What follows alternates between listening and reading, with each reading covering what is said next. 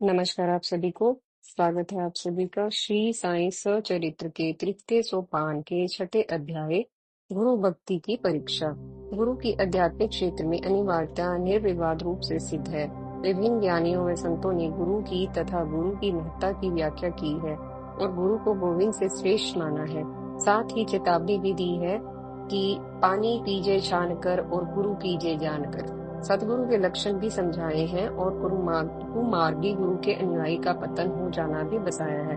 अतः व्यक्ति को उसे ही गुरु बनाना चाहिए जिसे गुणों, लक्षणों, स्वभाव, अनुभव व ज्ञान के आधार पर भली प्रकार आजमान लिया गया हो, जिसकी योग्यता, समर्थता, सिद्धता प्रमाणित हो जाए। किंतु जैसे सदगुरु को जानकर बनाया जाता है, उसी प्रकार गुरु भी पहचान कर शिष्य बनाता है। शिष्य की परीक्षा में उसकी जिज्ञासा स्तर व लगन ही नहीं, उसका समर्पण भाव भी देखा जाता है। इसके लिए गुरु शिष्य की विभिन्न प्रकार से परीक्षाएं लेता है। इसमें दक्षिणा आदि का मांगा जाना प्रारंभिक परीक्षाओं में आता है। यह पिछले अध्याय में चर्चा कर चुके हैं। उच्चतर परीक्षाओं में गुरुजन अपनी रुचि तथा शिष्य के स्तर के आधार पर विभिन्न विधियों का प्रयोग करते हैं। साईं की परीक्षा विधि और भी विचित्र है। इस अध्याय में हम साईं द्वारा अपने भक्तों की उच्चतर परीक्षाओं की अद्भुत सीमाओं की चर्चा करेंगे, जिससे साईं के संबंध में और भक्ति के संबंध में पाठकों की दृष्टि और भी व्यापक व गहन हो सके। दिल्ली में उन दिनों हैजे का जोर था। पंचों का यह आदेश था कि लकड़ियों को ढोने वाली कोई गाड़ी गांव में आने न दी जाए और बकरे की बलि कोई न दे, अन्यथा ग्राम प्रधान व पंचों द्वारा दंड प्राप्त होगा। बाबा ऐसे अंधविश्वासों को कहाँ मानने वाले थे। इसी दौरान लकड़ियों से भरी एक गाड़ी शिरडी आई। यद्यपि गांव में लकड़ियों का अभाव था, फिर भी पंचाज्ञा के कारण लोग उसे भगाने लगे। बाबा को पता चला तो वे स्वयं जाकर गाड़ी को मस्जिद में लिवा लाए और सारी लकड़ियां खरीद ली। बाबा को तो अखंड ध्वनि आजीवन चलाए रखने के लिए लकड़ियों की आवश्यकता रहती ही थी।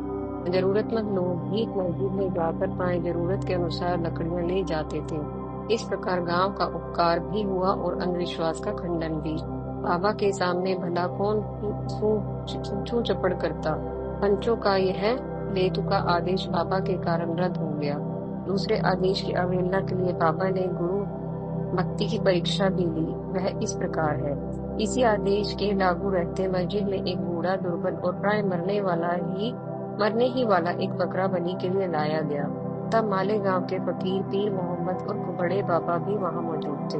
साईं बाबा उनका आदर करते थे। उन्हें सदैव अपने दाहिने बैठाते, चिलम सुलगाते तो पहले उन्हीं से कश लगवाते। उन्हें पहले भोजन कराते। विदाई पर 100 कदम 60 हो जाते और भक्तों से प्राप्त होने वाली दक्षिणा से 50 रुपये प्रतिदिन बड़े बाबा को दिया भी करते। इतना सब होते हुए भी जब साईं ने बड़े बाबा के उस बकरे की बलि चढ़ाने को कहा तो उन्होंने बलि चढ़ाना व्यर्थ है कहकर साफ इनकार कर दिया। तब साईं बाबा ने श्यामा नामक अपने भक्त को बकरे की बलि चढ़ाने के लिए कहा। पाठक श्यामा के नाम से अब तक भली प्रकार परिचित हो चुके हैं। श्यामा तुरंत मान गया। राधा कृष्ण माई के घर से चाकू लेकर आया। जब राधा कृष्ण माई को पता चला कि श्यामा के बेटे से चाकू ले गया है, तो उसने अपना चाकू ही वापस मंगा लिया।